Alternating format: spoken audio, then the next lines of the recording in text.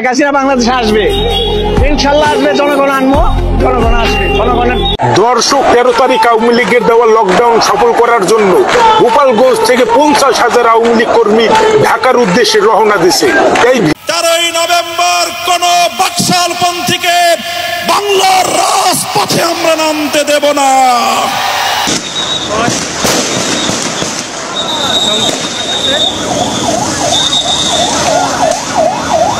দর্শক, এই মুহূর্তে রাজধানীতে আওয়ামী লীগ মাঠে নেমেছে। ভয় পাইলে শেয়ার করার দরকার নাই। সব এলাকা থেকে একটা করে শেয়ার চাই, আপনাদের ভালোবাসা চাই।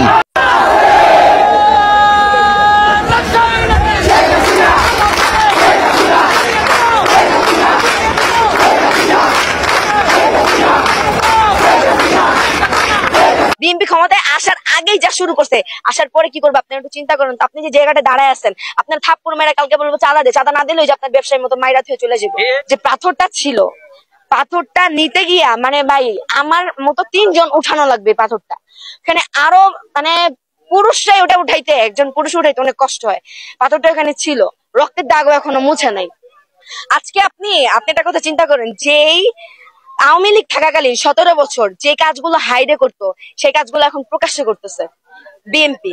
ক্ষমতায় না আসতে বিএনপি তো ডিরেক্ট বলে জামাত ক্ষমতায় আসবে না। বিভিন্ন টকশোতে দেখি জামাত ক্ষমতায় আসবে না, জামাত ক্ষমতায় আসবে না, জামাত ক্ষমতায় আসবে না।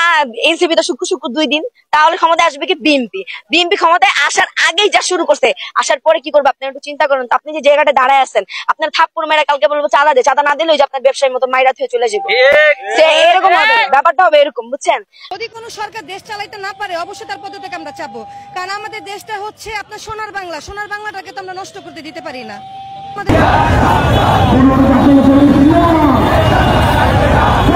মাথায় কাফনে কাপড় বাঁধা, হাতে ব্যানার, এইভাবে রাস্তায় নেমে পড়েন একদল তরুণ, করেন ঝটিকা মিছিল।